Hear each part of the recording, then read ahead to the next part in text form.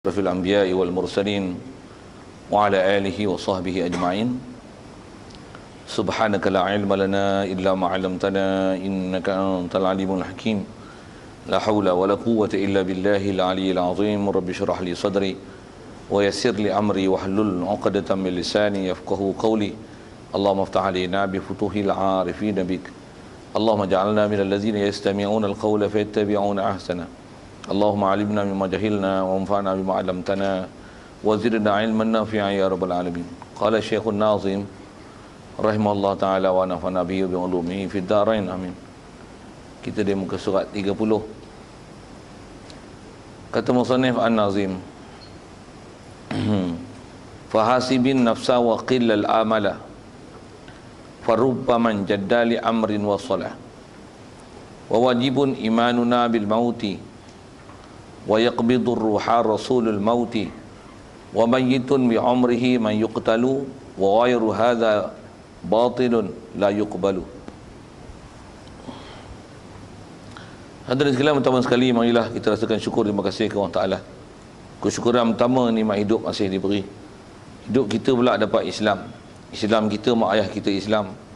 Islamlah kita. Syukur banyak-banyak yang Allah Ta'ala mudah dan lorongkan kita ke majlis ilmu. Dengan itu dapat kita membenarkan semua perkara yang dibawa datang oleh Nabi kita Muhammad SAW. Kita terima seterima-terimanya, yakin seyakin-yakinnya.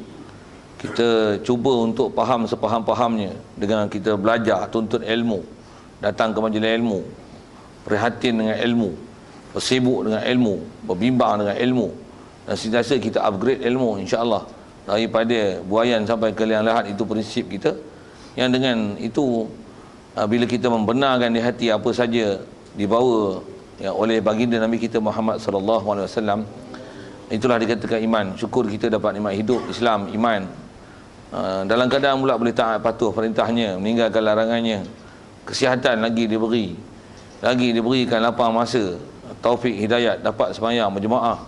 Banyak sungguh limpah kurnia yang diberi pada kita. Kita syukur banyak-banyak.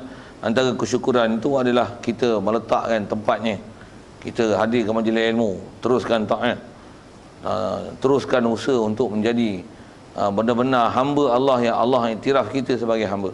InsyaAllah di atas kita usaha ke atas itu, itulah dikatakan syukur. Yang insyaAllah mudah-mudahan dengan kesyukuran kita itu Allah Ta'ala akan memberikan limpah kurnia yang besar di akhirat esok. Amin. Baik, kata Musanni Rahimahullah Ta'ala, apa yang kita nak masuk bicara hadirin sekalian, muka surat 30 ni kata dia, fahasibin nafsa wa qillal amala farubba man jadda li amrin wa salah. Asal terjemah maka hitungkanlah dirimu dan pendekkan angan kamu. Maka terkadang-kadang orang yang bersungguh-sungguh bagi satu-satu perkara mendapat ia akan dia. Kata sekalian, apa yang kita nak sambung ni, dengan apa nasihat dia nak beri ke kita, kalau ikut adalah ada kaitan dengan pelajaran lepas, yang antara lain kita bicara lepas tentang adanya malaikat yang bernama kiraman katibin. Begitu juga ada malaikat yang namanya hafazah. Dan ada beberapa isu yang kita dah bicara tentang malaikat yang kita jarang dengar namanya. Antaranya ialah malaikat hamalatul arsh, malaikat yang tanggung arash. Yang antara lain kita bicara dulu bila kata ada malaikat yang Allah Ta'ala tugaskan untuk mencatat selain daripada raqib atid. Ada beberapa isu kita bicara tentang salah-salah faham dalam bab itu. Dan atas pahaman asalnya yang kata ada malaikat yang raqib atidnya, ada kiraman katibinnya, ada malaikat hafazahnya, begitu juga ada anggota kita yang Allah Ta'ala jadikan sebagai saksi di akhirat esok, begitu juga qarinya. Dengan apa kita bicara dulu, insya-Allah nak sambung malam ni sedikit nasihat dia. Pertama, di atas nasihat dia nak nasihat kita di atas apa yang telah dimaklumkan kepada kita daripada apa yang Rasulullah sabdakan, apa yang dalam Quran ada tentang malaikat-malaikat yang kita wajib imani itu. Kata dia, fahasibin nafsa, maka hitungkanlah dirimu, semaklah diri kita. Jadi awal-awal baca nasihat lah kita ni hari ni. Pasal apa kena hitung diri? Pasal kita esok akan dihitung. Kalau sedikit pernyataan yang masyhur perkataan ini disebut, dan setengah kata ini adalah perkataan Sayyidina Umar radhiyallahu anhu.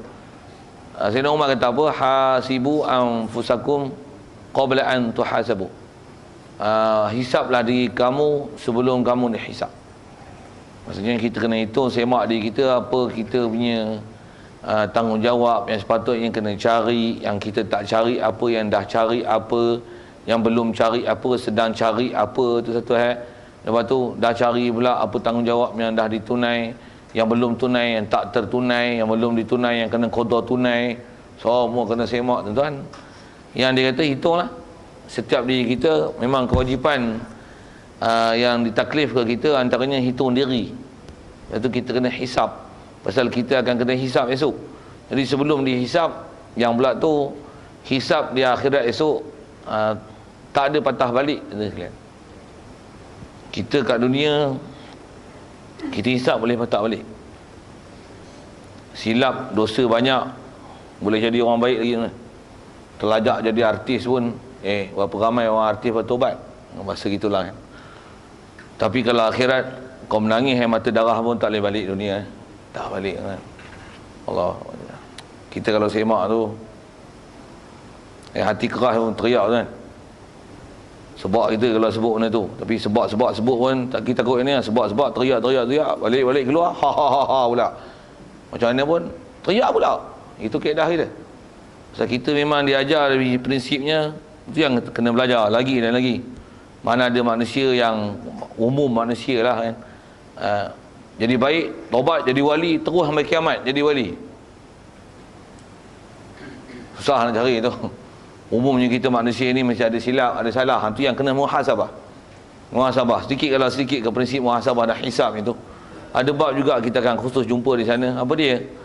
Antara perkataan yang sering disebut kalau bab hisab ni, saya teringat masa ngaji dulu Tugu selalu sebut nasihat dengan nasihat Imam Ghazali, khususnya dalam bab yang saya kata akan jumpa nanti insya-Allah, khususnya dalam bab taubat tu. Apa dia? Pasal kita ni manusia muka sekupang, mesti ada silapnya. Pagi tadi yang bela ni ada tak buat silap?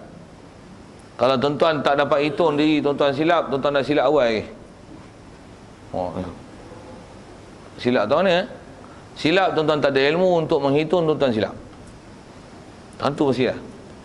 Pasal setiap manusia yang rasa dia tak silap, maksudnya dia salah i'tikad. Saya ngaji tuan-tuan untuk guru sepak tu dulu. Betul ke? Betul ke? Kita mesti ada silap. Itu apa silap kita? Kita tak ada ilmu nak menghitung apa silap kita. Tu leceh lah. Orang tak ada silap ni datang ke bumi ni Nabi Rasul ya. Nabi Rasul pun dengan keadaan dia tak silap dulu, ada kita dah belajar dalam bab-bab Rasul, yang Rasul ni kalau kata ada salah pun dia bukan salah, dia bukan berdosa. Yang tu dia panggil hasanatul abrar, sayyiatul muqarrabin. Kita pernah belajar prinsip-prinsip bab akidah dulu. Yang tu dalam bab Rasul, rupa je tengok salah, sebenarnya bukan salah di sisi Allah Ta'ala. Cuma pasal tinggi pangkat mereka, maka banding dengan kita yang rendah ni, kita kalau ikut ni sebab apa dia buat tu dah pahala dah kat dia. Tapi pasal dia tinggi pangkat, dia menganggap apa yang dia buat macam tu adalah dosa, padahal dia tak ada dosa. Jadi orang tak ada dosa ni Nabi Rasul je. Kita muka sekupang ni tuan-tuan umumnya berdosa. Cuma saya sebut tadi, bila kita tak dapat menilai apa dosa kita, tu menunjukkan kata cuai yang kita dalam bab ilmu. Ilmu apa? Ilmu dalam bab kita mengenal diri kita, khususnya nak kenal mana yang kita buat betul, mana yang kita buat salah. Banyak tu kalau nak sebut satu-satu, macam mana pun kalau saya nak sebut sikit. Sekali lalu yang salah tu tahu mana? Tak main judi pun, tak minum arak pun, tak bawa lari anak dara orang pun, tak ada buat tu, baguslah. Kalau kita lihat tuan-tuan, benda yang banyak salah kita tahu mana? Bab i'tikad lah. Katalah macam ni, tadi siang ni malam, kita tak dapat rasakan di hati kita bahawasanya yang memalamkan kita ialah Allah Ta'ala. Out. Fenomena sekeliling kita lah yang menyebabkan jadi malam. Out. Wajib syahadah lain. Itu ya, bukan banyak, sikit. Kita semak banyak-banyak ni, hitung ni bab akidah. Tambah tengok bab tasawuf. Kita tengok orang keliling kita nak main ni, ada yang tak pakai tudung apa kan. Ada tak kita rasa tak suka benda-benda yang maksiat ni? Tak apatah lagi nak nasihat, kalau boleh nak buat yang pertama sekali. Man ra'a minkum munkaran falyughayyirhu bi yadi. Tak pun fa illam yastati' fa man lam yastati' fa bi lisani. Nak tegur orang lidah apa? Noh ini bahkan tengok maksiat dah kan, maksiat dah tu. Tu kalau benci dengan hati pun Rasulullah kata wadzalika adhaful iman.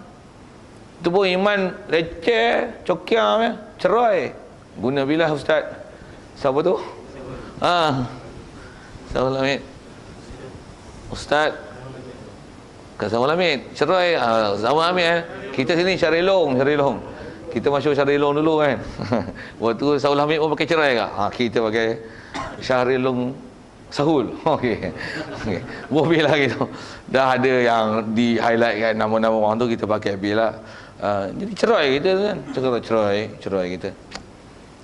Asal nak sebut tu hitung. Jadi hitunglah. Yang satu antara tanda mazmumah yang paling besar kat kita tuan-tuan yang sebut oleh ulama, apa dia? Kita puas hati dengan apa yang ada kat diri kita. Kita rasa okey, apa salah aku mana ada tak? Itulah cerai yang kita. Kalau kita belajar dalam kitab hikam tu, saya dah lama tak tengok kitab hikam ni, nak baca pun jadi tak apa nak boleh sebut lah Ustaz. Min alamati. Lama tak sebut kan. Kitab tinggal lama, lupa. Dulu kena ngapai tu kitab tu. Sebahagian daripada tanda-tanda kejahatan kita adalah ar-ridha bin nafs. Kita redha dengan diri kita. Maksudnya kita puas hati lah. Apa yang ada kat kita sekarang ni. Anak, ada bini, ada rumah, apa nak lagi. Mengaji main masjid, boleh. Surau, boleh. Jadi apa? Aku ni mati oleh syurga. Firdaus esok. Itulah tanda jahatnya kita. Dan mazmumahnya penuh kita kan. Apa dia? Itulah istilahnya redha bin nafs. Kita puas hati apa yang ada.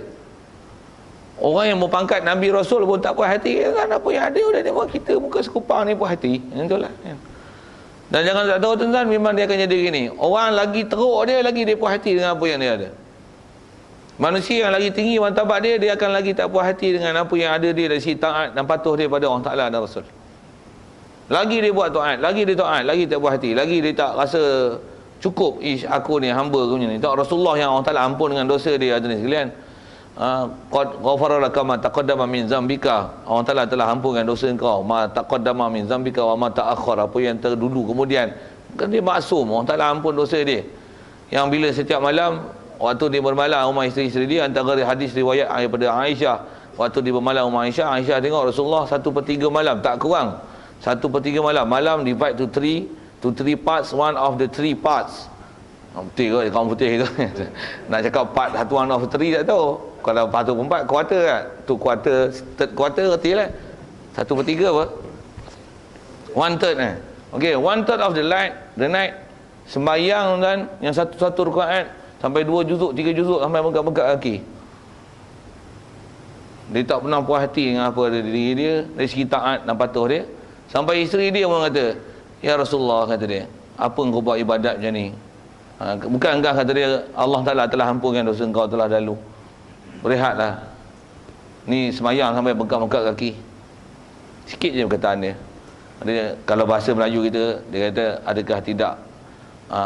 adakah tidak eloknya kalau aku ni jadi seorang hamba yang bersyukur. Rasulullah tu tuan-tuan, ahli syurga tu, semua dia syafaat yang kita akhirat esok, kita muka serupang je lah. Relax aman. Allah.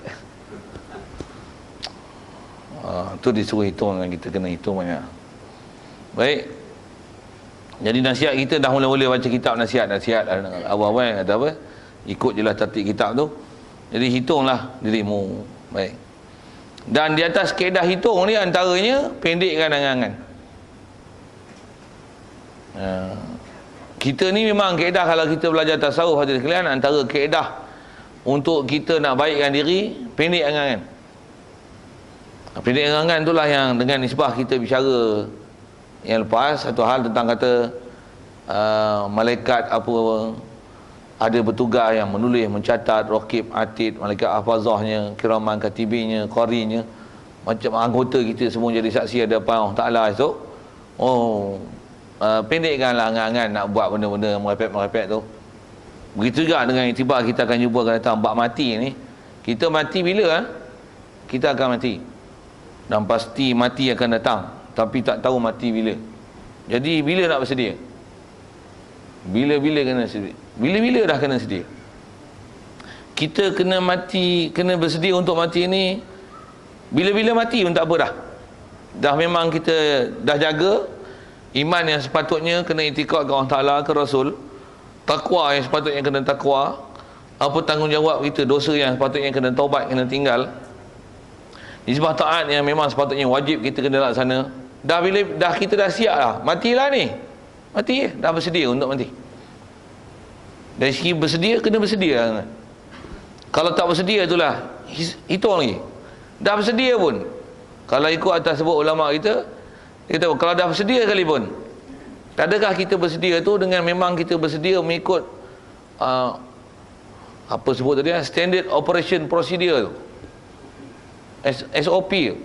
Adakah piawaian yang sepatutnya untuk jadi hamba soleh, taat, yang kita duk minta jadi biarlah di akhirat esok kita bersama dengan orang yang Allah Ta'ala beri nikmat, bersama orang soleh, orang mati syahid, nabi-nabi, rasul, siddiqin. Adakah kita masuk senarai? Masuk tak standard tu? Ke standard orang awam? Tentu nak suruh semak tu lah.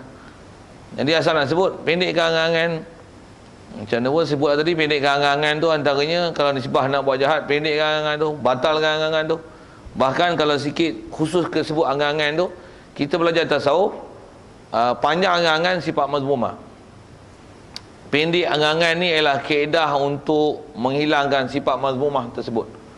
Jadi pendek angan-angan adalah istilah tasawuf yang disebut dengan Arabnya qisarul amal. Panjang angan-angan disebut tulul amal. Sikit saya sebut tu pasal pelajaran ni ada dalam tasawuf, tuan-tuan. Apa maksud panjang angan-angan, pendek angan-angan? Yang tu kot sikit huraian tu. Ayat disebut memang kita disuruh pendekkan angan-angan. Baik, kena faham angan-angan dulu. Apa maksud angan-angan ni? Angan-angan yang dimasukkan asal dalam kitab disebut qillal amala. Pendekkan amalan tu. Pendekkan angan-angan. Masuk amal di sini, angan-angan di sini. Apa dia? Setiap perkara yang akan datang, kita nak buat, walaupun kau pasti nak buat, walaupun memang ada sabab dan efek yang memang boleh menghasilkan apa yang kita nak hasilkan masa akan datang, kaedahnya walaupun memang nak buat, memang boleh buat, pasti buat, pendekkan dia. Macam mana nak pendekkan dia? InsyaAllah. Apa tujuan sebut insyaAllah? Terjemah macam mana? Apa maksud? InsyaAllah maksud apa? Jika diizinkan Allah Ta'ala, jika dikenaki oleh Allah Ta'ala. Apa maksud jika dikenaki Allah Ta'ala tu? Maksudnya kalau aku tak mati esok, aku buat. Kait esok ni. Pendekkan dia dengan sebut insya-Allah, sedar kita sebut tu. Esok hidup mati tak tahu. Memanglah segar, sihat, muda lagi. Muda-muda pun 40 lebih lah. Nak masuk 50 dah pun. Apa nak cerita ni? Cerita saya kan. Sihat, aku tak ada penyakit. Serangkai tak ada. Makan lalu, tidur, letak pandang, letak pantai, lain sikit lah saya nak sebut tu. Apa sebab mati tak ada. Walaupun tak ada sebab mati, asal benda nak buat esok, pasti nak buat, sabab semua dah buat lah, memang ada, memang jadi esok. Kata apa? InsyaAllah. Itu maksud yang sebagian ulama kita syarahkan, pendekkan angan. Pasal apa? Apa benda yang memang nak buat, pasti buat. Memang semua sebab untuk buat tu memang ada, tak ada langsung halangannya. Tapi kena faham mati boleh datang bila-bila, tanpa kita sedari. Pendekkan angan-angan tu. Jadi masuk angan-angan ni apa? Apa benda yang memang kita nak buat pasti esok. Tak masa esok pun tuan-tuan akan datang. Kalau saya duk ngaji, Tok Guru sebut mudah kata dia akan datang apa? Saat ni pun saat ni. Lepas ni. Lepas ni tu baik lepas majlis. Sebelum sembahyang lagi ataupun lepas sembahyang lagi. Tuan-tuan nak ke mana? Saya nak balik nak bagi lepas ni nak ke mana? Nak balik? InsyaAllah. Apa maksud insyaAllah? Tak mati balik Kalau mati, kumi sini.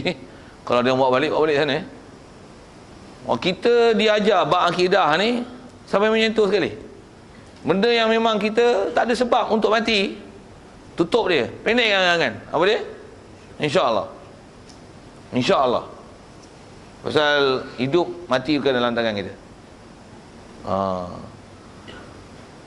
Jadi apa-apa yang kita nak buat, kaedah dia, memang kita pasti nak buat, ajaran syarak, tutup dia. InsyaAllah. Kalau sekali lagi kalau sebut saya lah, tuan-tuan kot rumah dekat pun nak sebut prinsip. Nak ke mana lepas ni? Tak ada ke mana. Balik rumah? Ya. Nak balik rumah ke? Tak ada ke mana? Ya. Nak balik rumah? InsyaAllah. Tutup. InsyaAllah. Tidur mana ni? Tidur ke rumah. Tak ada ke mana-mana? Tak ada. Tak ada halangan apa? Tak ada. Tidur ke mana? Tidur rumah. InsyaAllah. Tutup insyaAllah tu. Benda yang kita kata memang, ngapa tanya sungguh-sungguh sangat ni pasal apa? Tak, bukan. Hak bersungguh tu dah disuruh tutup insyaAllah. Hak memang kita nak buat yang tak ada halangan tu, tutup dia insyaAllah. Itu ada asal ajaran kaedah ulama kita. Membuat apa-apa benda yang akan datang, tu yang istilahnya kita bubuh insyaAllah tu. Ingatkan bahawasanya mati boleh datang bila-bila saja. Itulah dipanggil qisarul amal ataupun qasrul amal. Qisarul amal, pendek angan-angan. Tak sebut insyaAllah. Memang nak buat pun benda baik, bukan benda masalah. Walaupun benda baik, tak tutup insyaAllah. Walaupun nak buat malam lagi, lepas isyak ni mana? Aku nak baca Quran, nak pergi sana, ada kuliah tajwid. Aku nak ikut, nak baca Quran, ada tadarus Quran. Bagus kuliah tu. Tak bubuh insyaAllah. Tulul amal. Istilahnya panjang kan? Pasal kau tak rasa kau tak boleh buat tu, di atas kata, di dalam takluk atas kekuasaan Allah Ta'ala, seolah-olah kita rasa kita yang ada kuasa untuk buat. Sekalipun kita taklah cakap dabik dada gitu, aku boleh buat. Tapi hati kita, entah tu kita semak tadi, muhasabah diri. Kita semak hati kita, kita lalai dan tak beringat kepada Allah Ta'ala, dan kita tak berasa bahawasanya keberangkalian mati itu boleh datang bila-bila masa yang tak disangka. Sedikit kalau kita tengok akhlak Rasulullah sallallahu alaihi wasallam, yang kalau kita belajar dalam kitab Syama'il Rasulillah, sifat kesempurnaan Rasulullah, apa dia tuan-tuan? Rasulullah ni dia angkat kaki, sebelum dia letak, dia kata apa? Antara sabdan-sabdan dia kalau kita belajar hadis-hadis dalam bab ni, kata dia, setiap kali aku angkat kaki, aku takkan rasa aku angkat kaki, melainkan aku rasa Allah lah yang angkatkan kaki aku. Dan sebelum aku letak, aku akan dapat rasakan bahawasanya nak letakkan kaki itu, Allah yang letakkan kaki aku di bawah. Tuan. Macam tu Rasulullah, dia punya iman dia, takwa dia, nisbah kata dia tak panjang angan, hati dia sentiasa muraqabah dengan Allah Ta'ala, sentiasa hati dia musyahadah, syuhud dengan Allah Ta'ala. Kita nak belajar tauhid kalau ikut itulah, nak dapat tahap tu buah macam ni lah, kita muka sekupang. Kalau usaha pun macam mana pun boleh ke usaha, boleh dapatkan tu, tahap tu memang boleh buat, tapi dia kena latihan yang cukup kuat. Macam mana pun asal kita bicara, nak sebut tu ke contoh Rasulullah macam mana, itulah akidah Rasulullah. Rasulullah dia tak angkat kaki dan letak kaki, melainkan setiap perbuatan dia angkat dan letak kaki itu, dia akan rasa Allah yang angkat kaki dia, dan dia tak akan boleh letak, dia tak akan rasa bila dia letak, melainkan dia rasa Allah yang letakkan kaki dia, bukan dia rasa diri dia yang letakkan kaki. InsyaAllah. Itu yang ada ayat-ayat Quran yang sebut tentang akhlak Rasulullah. Dia kata wama ramaita iz ramaita walakin Allah rama. Waktu kamu berperang, melontar ke, paling lembing ke, berperang dengan bahasanya berjaya membunuh orang kafir, wama ramaita iz ramaita, sebenarnya hakikatnya bukan kamu yang membuat perbuatan tu, tapi walakin Allah rama, Allah lah yang buat semua. Akidah Rasulullah, para sahabat mantap kan. Kita semak tu dia suruh semak lah. Tu antaranya khusus kita sebut ni tak pendek angan-angan tu lah. Jadi kalau khususkan kita tentang amalan pendek angan-angan tu macam mana, insya-Allah tu lah. Yang tu yang kalau ikut maksud daripada ayat daripada surah Kahfi itu, wala taqulanna li syai'in inni fa'ilun dzalika ghada illa ay yasha Allah. Sekali lalu terjemah ayat Quran tu, wala taqulanna, don't ever you say I will do this thing tomorrow. Saja sikit cakap putih sikit, dia fokus sikit. Don't ever you say this word tau. Apa dia? Wala taqulanna. Saya saja suka buang putih itu pasal maksud Arab tu dia menepati bahasa Inggeris dengan bahasanya. Don't ever you say, don't ever tu maksud jangan sekali-kali kamu sebut. Macam mana boleh faham tu? Pasal bahasa Arab disebut wala taqulan, dia ada nun taukid saqilah. Maksudnya don't ever you say what? I will do this thing tomorrow. Inni fa'ilun dzalika ghada. I will do this thing tomorrow. Dia memang nak do that thing, and he memang supposed to do like that. And he have apa yang sepatutnya dia kena buat macam tu tomorrow. Orang salah kata don't ever you say like that, I want to do this tomorrow, I want to do this thing tomorrow tu atas sebuah ulama tafsir isyarat benda yang akan datang, walaupun just tomorrow ataupun this night. After this after this majlis we want to go something there. Wala taqulanna, don't ever you say that word illa, melainkan you mesti kait tutup belakang illa ay yasha Allah. Cuma lafaz Quran tu ay yasha Allah, dia ada sebab lah kena baca ay yasha Allah tu, tapi masuk di situ dengan lafaz kita punya istimal adalah insya Allah. You don't ever you say something that you can do that and you might want to do it, except you must say it, tutup dia dengan kata insya Allah. Itu akhlak kita. Rasulullah mengajar kita macam tu, bahkan Rasulullah dididik, diasuh dengan cara gitu. Pasal Quran tu turun tu betul kan Rasulullah. Saya nak cerita tu agak panjang tentang ayat Quran itu. Cuma nak kata khusus kita bicara pendek angan-angan di sini adalah apa saja kita nak buat tutup dia insya Allah. Kita esok tangguh ni, kita akan sambung bulan depan insya. Tu bulan depan, tahun depan insya. Tu kata jangan kira depan tahun depan 10,000 depan 20 tahun depan. Dah. Nak sehari insya. Lepas isyak ni kita jumpa belakang tu ya. Insya-Allah. Kalau yang memang tak mau datang, sikit syarah kot tu. Yang memang tak mau datang, tak diajar dengan insya-Allah. Kita tak, kaedah syarak tak ajar. Tak mau datang, tak datang. Esok ada kenduri. Ya. Datang tau? Tak datang. Lah tak mau datang bukan insya-Allah. Kita diajar tu, yang tak mau datang tu insya-Allah. Insya-Allah tu tak datang lah tu. Betul lah. Tu kita silap akidah. Silap amalan. Akidah tu satu atas amalan tu. Maksudnya amalan kita diajar dengan kaedah syarak. Ini fa'ilun zalika qada. Something that you want to do that tomorrow, absolutely you want to do that thing. Don't say it you want to do that thing. Tomorrow, no, don't say like that. Don't say just like that, but you must end it with insya-Allah. Hak kita nak buat esok memang nak buat tu. Hak tu lah insya-Allah. Tutup insya-Allah. Kalau tak mau buat, tak mau buat lah. Bukan insya-Allah. Kalau boleh jadi, tak boleh jadi. Maybe. Ataupun kalau ikut kaedah syaraknya nak sebut apa kan? Masya-Allah. Cuma kita orang Melayu sebut Masya Allah, tuan-tuan faham apa Masya Allah, pelik lah. Pelik lah. Kalau ikut Masya Allah bukan untuk pelik. Masya Allah makna apa? Insya Allah, in tu maksudnya jika. Masya Allah, apa? Bahasa lama ni barang yang Allah Ta'ala kendaki. Dah memang tak datang. Sibuk hari tu memang tak boleh mari lah. Datang tak? Masya Allah. Melayu gelak siap tu dia kata Melayu gelak. Sepatutnya macam mana? Masya Allah. Tuan, kalau kita belajar hadis, ada hadis yang Rasulullah sebut gini, kata Masya Allahu kana wa ma lam yasha lam yakun. Apa yang Allah Ta'ala kendaki jadi, apa yang dia tak kendaki tak jadi. Asal nak faham Masya Allahu kana, apa yang Allah Ta'ala kendaki jadi. Jadi katalah kita memang tak mau pergi, tapi tak mungkin, tak mustahil boleh jadi juga api. Tu Masya Allahu kana wa ma lam yasha lam yakun. Aku nak panjang-panjang tuan, sebut hadis terus. Bahkan kalau kita belajar bab amalan, itu ialah antara wirid-wirid yang pernah diajar, yang Rasulullah ajar kepada kita untuk kita ajar, diajar untuk kita sebut setiap hari kalau boleh 2 kali, pagi dan petang.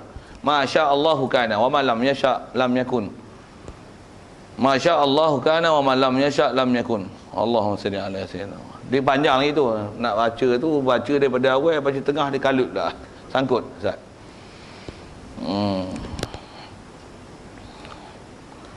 Min kulli dabatin anta akhidhu bi nasiyatiha inna rabbi laghafurur rahim.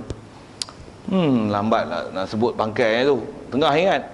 Tapi antara perkataan dia tu saya teringat, saya sebut insya-Allah. Insya-Allah. Insya-Allah. Jadi kalau ikut IC kaedahnya sebut Masya Allah, maksudnya apa yang Allah kendaki. Tapi dengan kita punya sibuk tu memang tak datang lah. Tak datang tu bukan insya Allah, tak datang tu Masya Allah. Esok kalau tuan-tuan sebut itu, apa kau cakap ni? Itulah kau kena mengaji. Jangan ikut hak Melayu bodoh. Melayu bodoh hak tak mau datang insya Allah. Orang tak mau datang tu Masya Allah. Yang memang aku datang kenduri kau tu insya Allah. Macam tu kan? Ya, macam tu. Sikit tuan-tuan di atas saya sebut itu, saya sendiri pernah kena orang tak faham ni kan. Kita cakap insya Allah tu dia marah kita.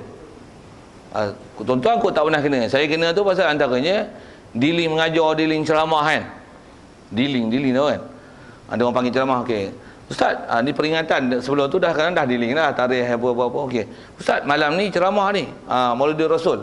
Ini. Saya kata insya-Allah. Masuk insya-Allah tu apa? Tuan-tuan faham apa saya dah ajar dia apa? Datanglah tu, confirm datanglah. Kawan tu kata apa? Ustaz janganlah insya-Allah Ustaz. Biar benar Ustaz tak datang, saya buat majlis besar ni, kata dia. Takkan tak datang. Saya kata apa tau? Saya kata insya-Allah tu saya datang tu. Wah, tinggi suara. Saya kata insya-Allah tu saya datang lah tu. Insya-Allah tu maksudnya saya datang.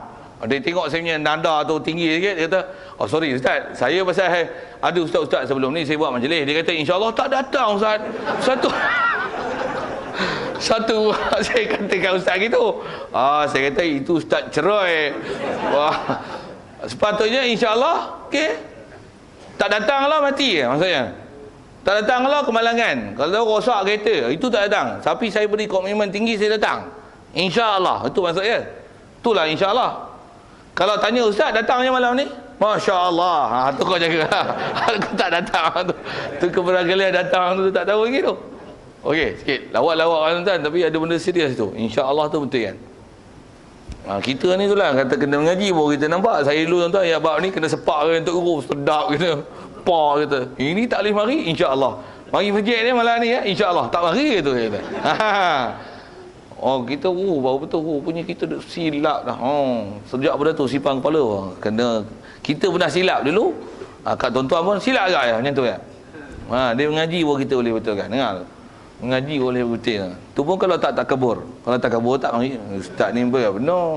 Orang lain ajar macam lain, kita tu macam lain, dia seorang ajar gini. Tak setuju, tanya balik apa yang sepatutnya kena faham tu. Macam mana pun kita nak sebut tentang pendek angan-angan tu lah. Tutup insya-Allah. Insya-Allah pun yang diajar dengan kaedah kita apa dia? Tutup tu sebut insya-Allah dengan rasakan bahawasanya kita nak buat itu di atas dengan kehendak Allah. Kalau tak sampai umur, tak adalah tu. Sudahlah tu. Habislah. Baik. Sedikit alasan dia beri kenapa disuruh pendek kan dan tutup insya-Allah. Macam ni. Antara cuma alasan dia beri sini sebagai alasan kalau kaedah syair ni dia panggil takbilah bait untuk menyempurnakan bait ni. Dia atas alasan kenapa suruh insya-Allah tu. Kerana kata dia farubbaman jadda li amri wasallam. Kadang-kadang orang yang sungguh-sungguh bagi satu perkara mendapat ia akan dia. Orang sungguh-sungguh pun nak buat satu perkara bukan mesti bersungguh dapat. Kalau sungguh-sungguh kadang-kadang yang dapat, kadang tak dapat je kan. Apa fahamnya tu? Belum tentu apa yang kita nak pasti buat tu, yang kita bersungguh nak dapatkan, belum tentu keberhasilannya di masa akan datang. Belum tentu. Kita sangka sebut bila satu isu kan. Kita sangka PRU13 Bahar bakal mengubah cuaca Malaysia kan. Malaysia apa? Kedah ubah cuaca dulu. Kedah ubah cuaca dulu tuan-tuan. Kita dengar pun tuan-tuan tak tahu lah kan. Tapi saya duduk Perak pun upset. Tuan-tuan tambah tuan-tuan. Kedah. Upset tuan-tuan. Perak ni kita tahulah pencaturan dia kan. Lebih kurang. Tapi Kedah jatuh kan. Simak boleh lah. Sabar. Satu mungkin sebab tak mengaji, mungkin dalaman. Okey, saya semak. Kita pun dah cuai situ, dah kena ambil alih balik. Baru kita terbuka balik mata, baru sedar balik kesilapan, padan dengan muka. Tu kat kita lah. Padan tu saya tak nak blame tuan-tuan, tapi kita kaedah muhasabah itu. Dia kata kita bukan orang sempurna kan. Kita kena semak. Dan jatuh bangun kita tu yang penting adalah kita sedar dan kita betul kita punya kesilapan. Bukan seronok di atas apa yang dapat, seronok tu lalai. Selalu lalai tu kena tu. Satu kaedah kita nisbah hidup ni, sebut bila di atas isu yang dah sebut tu, dah terlajak sebut tu, jatuh menang kalah. Kita punya matlamat bukan menang kan, dan bukan pula nak kalah, dak lah. Tapi yang penting adalah sejauh mana ketaatan yang kita buat, sama ada untuk mendapatkan kemenangan ataupun yang kalah tu sejauh mana kita koreksi Kita semak diri kita, muhasabah diri kita yang menyebabkan berlaku kekalahan. Dan kita bina balik selepas itu kesilapan yang kita buat. Situ sebenarnya nilai kita. Satu, kita kalah. Rasulullah kalah dalam peperangan perang Uhud. Perang Badar silap sebut. Perang Uhud lah, perang Uhud silap. Perang Badar menang, perang Uhud kalah. Kenapa kalah? Bukanlah maksudnya kalah tu Rasulullah gagal, okay? Ada Nabi yang dibunuh, bukan maksudnya Nabi Rasul gagal. Kejayaan mereka bukan tentang mereka dibunuh ataupun dipulaukan. Ada yang digaji kepala, macam-macam keadaan, kata di pulau, dicaci, maki dan sebagainya. Kejayaan di mereka bukan dari siapa yang ikut, tapi kejayaan mereka apa yang kerja mereka buat. Tentulah semak kita situ. Jadi kita pun di semak kita, apa kerja kita buat. Kalau Islam tak naik pun, tapi kita telah bersungguh-sungguh untuk buat Islam, itu kejayaan kita. Islam naik tinggi menjulang, bagus pemerintah negara dan dunia. Kau buat apa?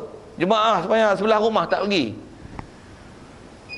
Malaysia negara Islam terbilang dalam dunia, katalah itu kan. Di sebelah rumah tak pergi. Macam Abu Lahab, Abu Jahal, tak beriman Rasulullah, duduk Mekah. Tak pakai walaupun duduk Mekah, mati Mekah lagi. Beranak Mekah, mati Mekah. Ke bumi pun dalam kawasan area Mekah, tanah haram lagi kan. Kita pun tanah halal. Ya. Itu bukan masalah itu. Jadi semak kita situlah. Jadi asal nak sebut tak kata pendekkan angan-angan tu pasal apa? Pasal belum tentu kita usaha dengan segigih mana pun usaha yang kita buat tu pasti berjaya. Tidak. Satu, kita usaha buat gila-gila macam mana sekalipun, tutup belakang apa? InsyaAllah. InsyaAllah. Pasal kita yakin bahawasanya kejayaan itu bukan di atas kekuatan kita, kepandaian kita, kebijaksanaan kita. Betul kan? InsyaAllah. Satu, kalau tak nak, tak dapat. Macam mana? Apa masalah? Dapat. Pujilah kawan ta'ala, Allah yang beri. Kita pun bukan buat apa sangat pun. Allah beri. Allah beri. Itu kaedah kita. Baik. Jadi kalau ikut kita baca ni, banyak nasihat lah. Jadi kita bicara tu tentang muhasabah diri dan prinsip pendekkan angan-angan dengan insya Allah. Memang nak buat, tutup insya Allah. Yang maybe tu, Masya Allah. Soal kalau ada situ, ada. Ya. Insya Allah tak pergi mana? Tak betul ya tu.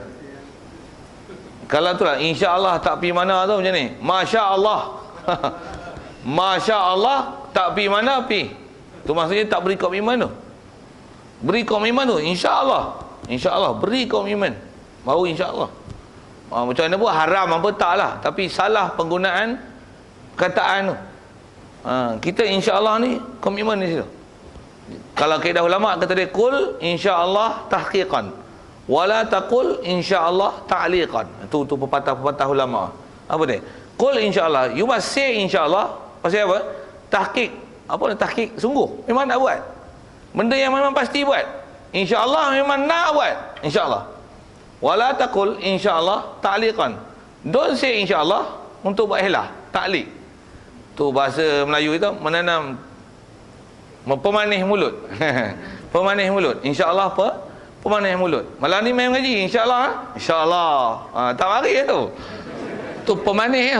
Pemanih. Kita tak ada konsep manih itu kalau tak mari.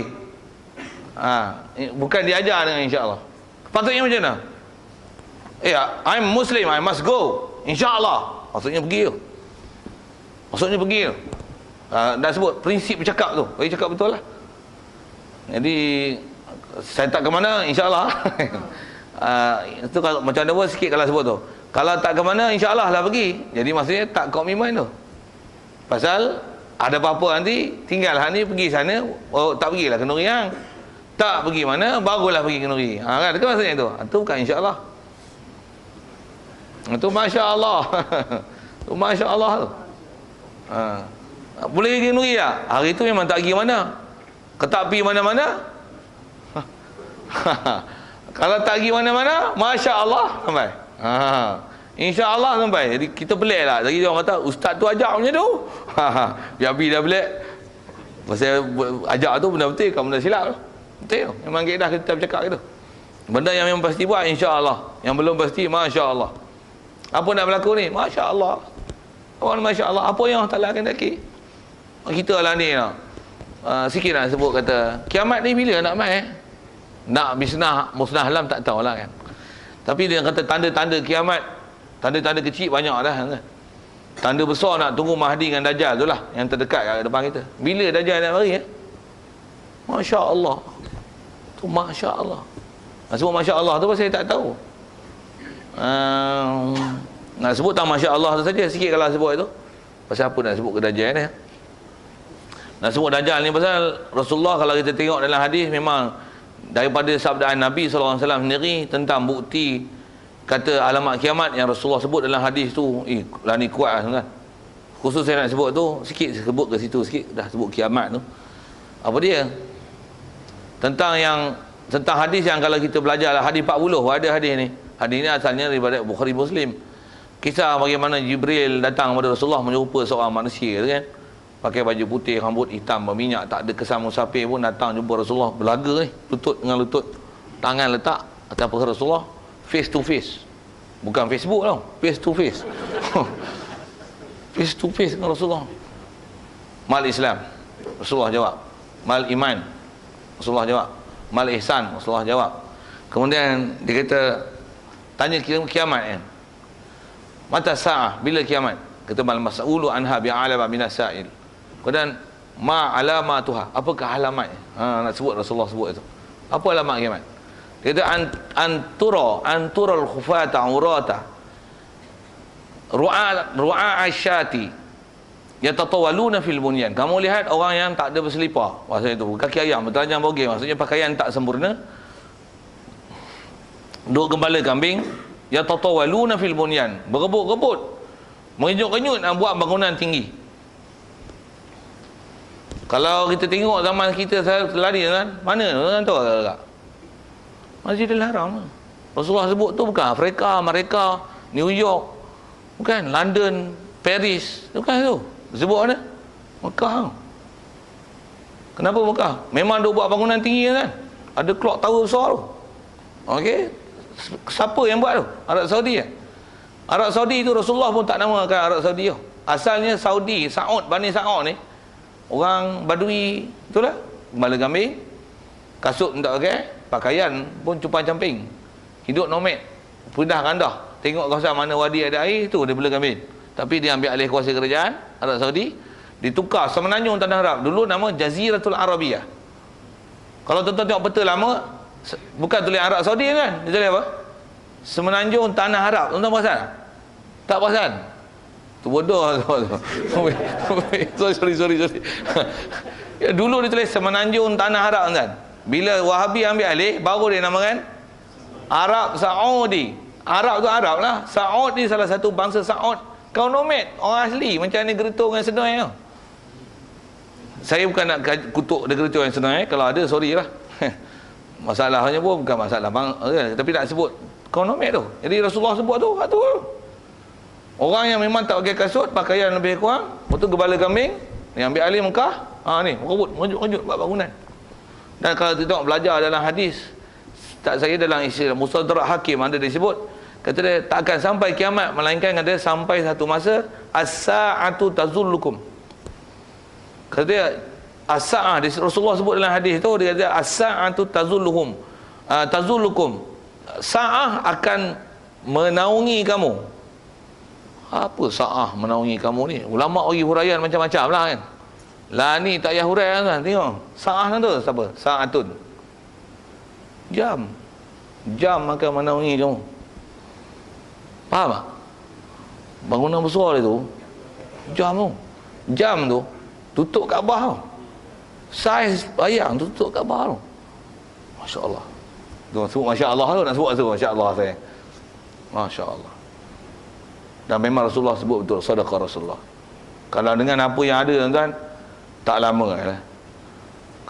Rasulullah yang dia sebut dulu tu, sahabat tak ada apa, kita lah ni tengok depan mata, memang kita beriman, sadaqah Rasulullah, sadaqallah, sadaqah Rasulullah. Beriman sungguh kita dengan apa Rasulullah kata. Cuma kat kita sekali lagi hisap, hitunglah diri kita buat apa? Masjid jangan tinggal, amalan jangan tinggal, ilmu jangan tinggal, jaga dengan geng-geng Wahabi, Syiah apa tu. Akhir zaman ni memang hitam putih tu sangat terang kan. Lah ni pun terang hitam putih. Syiah, Wahabi apa tu. Siapa dia yang betul-betul nama Ahli Sunnah wal Jamaah tu. Terang. Macam mana pun asal nak sebutnya, nak tu lah. Nak sebut Masya Allah tu asalnya. Nak sebut Masya Allah tu teringat Masya Allah.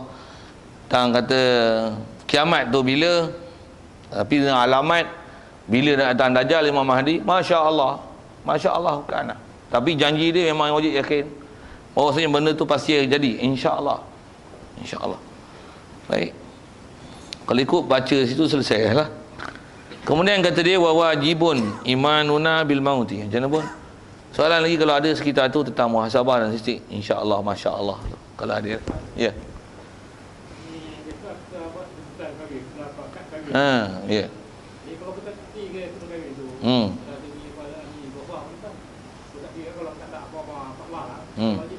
Ya. Jadi nak mengelakkan orang tak berfah kalau tak main. Patut kita kurangkan tu insya-Allah keadaan tempat insya-Allah. Mana dia tak ada jadi terpaksa dah lah. Tak ada. Oh. Kalau tak ada apa-apa alasan yang dia nak mengelakkan dia pun. Tu nak tanya kau bagi fakta tu.